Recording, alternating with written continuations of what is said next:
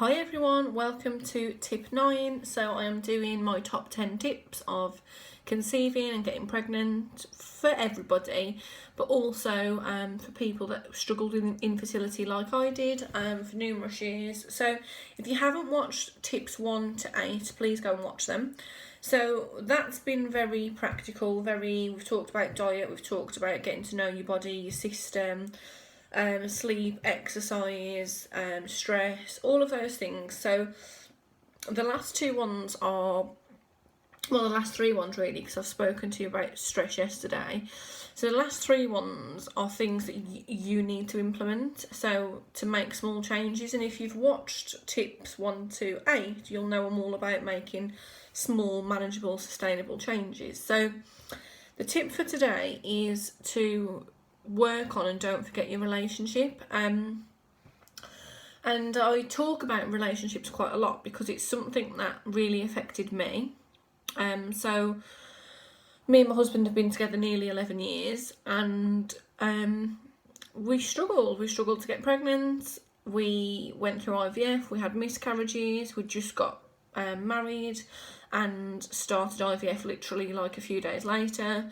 So it's really hard, and when I talk about relationships, this is probably one of the biggest things that comes up with my coaching program that I do. So if you don't follow me on Facebook or Instagram, I'm Fertility Coach UK, on Facebook I'm the Fertility Coach.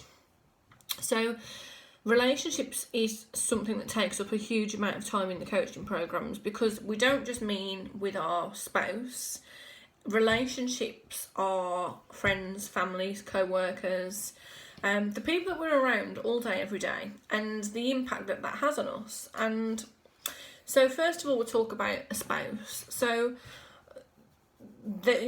generally the person who plays the blame game on themselves is the person with the diagnosis. So for me, it was me that caused the problem. So I always told myself that. I always told myself it was me that was the problem. I was lucky that Mark was with me. He'd get sick of me and he'd leave me, and why couldn't I do this? And he could probably just go and meet somebody who could give him a child. Really trod myself down to quite a dark place. If you follow me over on Facebook and Instagram, you'll know that I talk a lot about I lost a lot of feeling like feminine. So I really struggled with the femininity and feeling like, well, how can I feel like this woman when I can't do what a woman's supposed to do? So I really struggled with myself, with my identity, with my confidence, with the way I looked, my body, because we'd had like medications and the IVF medications, I'd put on weight, my body shape had changed. So I was angry with myself, I was angry with my body, I resented my body. And if you've watched the other videos, you'll know I keep talking about cycles. I fell into this cycle of I didn't like myself, I resented my body, so I wasn't looking after myself, wasn't looking after my body, so I wasn't giving myself the best possible chance of getting pregnant and staying pregnant. And before I knew it, I was in another cycle. So first and foremost, your relationship. Most people will say first and foremost your relationship with your spouse. I don't say that. It's got to be your relationship with yourself. Now, I'm not going to say, oh, don't blame yourself if it's you that is struggling with the fertility factor in your relationship, and I'm not going to say that if it to the men if it's the male factor in fertility. So, because me just saying that isn't going to stop you beating yourself up. It's not, and I'm maybe sometimes I'm too realistic and I'm too open and I'm too blunt, but I know that it's not, because people used to say it to me all the time, oh, it's not your fault, you know, he loves you regardless, and there's nothing you can do about it. And I'd get back in the car and I'd be like, yeah, okay, but it's still my fault. So I'm not going to tell you that there's like some switch that you're going to switch and you're going to stop blaming yourself or having that relationship with yourself. But number one has got to be that you work on the relationship with yourself. And as cliche and cheesy as it sounds, if you don't have that relationship with yourself and you don't love and respect yourself, you're going to make the process a lot harder for yourself, trust me. And this is something that Remy's 5.5 and I struggled massively with. I probably started working on it about 3 years ago, but big time, like the last probably 18 months, 2 years.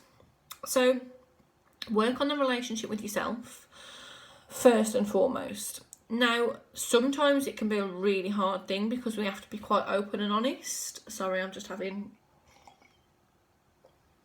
a slurp of coffee, real if nothing else. We have to be quite open and honest, not only with our spouse, but about ourselves. So generally that means looking at our flaws and our weaker points and our strengths and identifying who we are, the good, the bad and the ugly, what we need to work on, what we need help with, opening ourselves up to asking for some support, and that's a really hard thing to do. But one of the things, if you know my husband, which probably if you're watching on YouTube you probably won't, but if you know my husband Mark, you will know he's the most laid back person in the world, and like, oh, it blows my mind sometimes. But 11 years in, there's obviously something right. And we are complete yin-yang, complete. He's so patient, he's so laid back, he's so calm and collected, and that's just Mark. And I'm like, I'm not calm. Tell a lie, probably the last few years I'm a lot calmer. If you met me when I was 18, I was extremely fiery. I'm quite blunt. I'm very impatient. And it's, I would say, probably my biggest flaw, but sometimes I do say it's one of my strengths as well. Depends what situation and circumstance I'm in. So I'm very impatient, which you can imagine didn't work out great when it took us like 5 years to get pregnant with Remy. So really impatient. I'm an absolute perfectionist. Oh my god, I even drive myself mad. I'm really hard on myself. I'm very self-critical, which again didn't bode well in the circumstance. I'm very real, and I expect that same real from everyone else, and then I get disappointed when people aren't like that.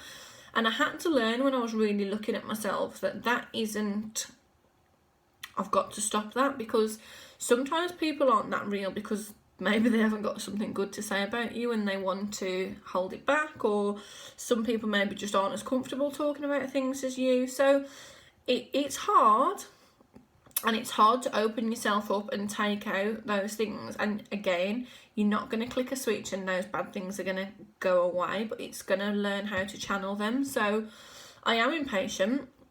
I'm still impatient. It's one of my traits. It's not just going to disappear away because I say I'm impatient. But I channel it better now.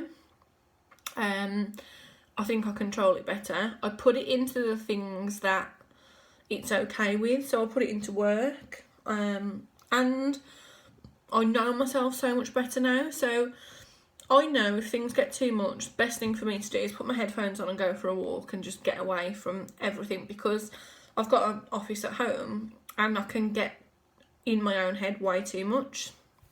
And again, with the IVF and the fertility and my marriage and all of those things. So number one within your relationships has always got to be yourself. And it's a hard one and it's a slow process. So it's not going to be an overnight fix. I always recommend, please don't come back and shoot the messenger if this doesn't work out well. If you've got a relationship where you can do this, sitting down and speaking to the other person about what you love about them, and being really open and honest about the things that aggravate you or annoy you or frustrate you about that person, but limit it. So don't just say what annoys you about, what annoys me, what do you find annoying about me, because one of you could go on forever. So I used to say things to Mark like, what's the most frustrating thing about me? So it's a closed question. I'm asking for one answer. And then what's the best thing about me? And have those conversations. So make it a controlled environment. Don't just have a free-for-all where you just tell each other everything from the last 10 years that's annoyed you or however long. So, but we have to learn from ourselves and the person that we live with and that we're closest to. are bad points, so we do have to open ourselves up. So that might be something that you have to work on, and that's fine if you do. So within the relationships that you've got to work on, it's making the effort. And I think that when you, certainly for us, when you get to the point that you are struggling with infertility and you've got a doctor's appointment and a gynecology appointment and a blood test and it takes your life over, that's what you become identified as. And I'd said yesterday over on my Instagram that I completely lost my identity. I gave myself the identity of infertile, of infertility, of not being able to get pregnant, not being able to have a baby like everyone else. And I gave myself that title, I gave myself that identity. And that's all our relationship became about. That's all we spoke about. And I think, you know, I speak to people day in and day out who say, you know, our conversations are about, well, when am I ovulating? Oh, I've ovulated now. I wonder if I'm pregnant. Oh, we're in the 2-week wait. Oh, I'm going to do a pregnancy test. Oh, I didn't get pregnant. Oh, when am I going to ovulate? And again, you're in this cycle. So try and give yourself some dedicated time. And this is one of the things I recommend to my clients, that if you're going out for a nice meal, or if you, at the moment, well, in the UK, we're in lockdown, so that wouldn't be happening. But if you're doing something, generally, you're going to a cinema, you're going out for a night, you're going whatever, make it a discussion-free zone about that. Make sure that you still have that time to interact with each other about things other than that, because what then tends to happen is when you get pregnant, it still carries on. You talk just changes about being pregnant. And then we've got a 5.5-year-old, and I remember us saying to each other when she was about 2, we don't talk about anything else other than her, and that's lovely and beautiful, but where's like Mark and Charlie gone? Where have we gone? That couple that were together way before all of this and before becoming parents. So don't lose that, because it's really hard to get back. And when I talk to you more about my story, I'll be telling you more about that and how it affected us. And man, it really affected us, and we were lucky that we managed to claw it back. But really start to give yourself some time. And also, so I'm saying give yourself time where you don't talk about it. Give yourself time where you do talk about it. So if there's something on one of your minds, say, okay, can we sit down and have a talk about it? And even make it like, okay, we're going to sit at the kitchen table, or we're going to do something, have a talk about it. And then when you've spoken about it and you leave that area, leave the conversation there. So if you're sitting at the dining table and you're talking about it and you're going to have a conversation about it, don't then get up, go and put something on the TV and then start talking to each other again about it, because the conversation is just going to roll and roll and roll and roll, and before you know it, it's turned your whole day into that conversation, which then starts both of your mindsets. So I'll always recommend dedicated time to talking about things, dedicated time to not talk about things. Now, the intimacy, and I don't know, I get frowned upon maybe for talking about this, but it's real. At the end of the day, we'll know each other by like clockwork by this point, because when you're trying for a baby, it's all like, yeah, let's try for a baby, woo, practice makes perfect, and all of that, like that. God, I look so English then saying all that, but it is, and that's what, you know, people say, well, I bet the practicing's fun though, and all of that, but believe me, that wears off, and it does. And it's a bit like, oh, come on then. And then I used to say to Mark when we came out of the hospital, if one more doctor tells me when to have sex, or if one more doctor tells me just to relax, and I used to come out of the doctor's appointments and I'd be like, my head was like ready to explode. But you do get to that point where you are timing things, you are waiting for that time to come around, because otherwise it's a waste and all of that. And again, if you're not in that place, fantastic, I take my hat off to you, because we got there. But if you are in that place, again, you're not going to flick a switch and it's just going to change. You've got to put the time into each other. And think about what's going to happen when you do get pregnant, because you're going to want that element of your relationship to click back to normal and go back to normal, and when you've got your child. So don't make that, and I know that believe me, like, that's not me saying that easily, because I've been there, and it took us a long time to get that back. But it's really important to keep that time together like that, and again, don't let the infertility and the struggling to conceive become your relationship status as a couple, because people expect it to push you apart, and it does to a degree, but then I also think it's the biggest bond you can ever have. It's the biggest like magnet together that you can ever explain. So that's relationships as in you. So also keep your relationships with friends alive, and I always say with this, there's two categories. There's the friends who know if you've chosen to tell them and that are supportive, and obviously the ones who either you've chosen not to tell or you have told but aren't supportive. Now, I'm a big believer in people being there, and if they're not, they're not. That's down to you how you deal with that and what you do. But one thing I will always say is don't take it personally if you think someone's not interested, and I used to. Sometimes people just don't know what to say. And Mark, who's my husband and had been my husband 2 years, and we'd been together like 6 years by this point when I was getting pregnant with Remy, he used to say to me sometimes, I don't know what to say. So it's not... Don't try not to take it personally is what I'm saying, and I know that's really hard because it's the most personal thing that's going on in your world, but you've got to understand sometimes people just don't know what to say or how to approach it. So tip number 9, and I could go on about this for hours, but is to really look at yourself, look at the relationship you have with yourself, the mindset that you have with yourself. What are you telling yourself every day? Because we become what we tell ourselves. So I used to tell myself I was a failure, I was no good, why was Mark even with me,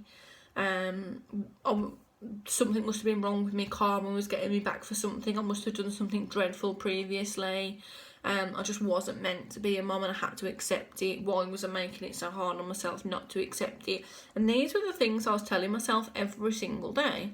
So I just became about that, and I became so negative, so enclosed. And like I said, I completely lost my identity. My identity was trying to conceive.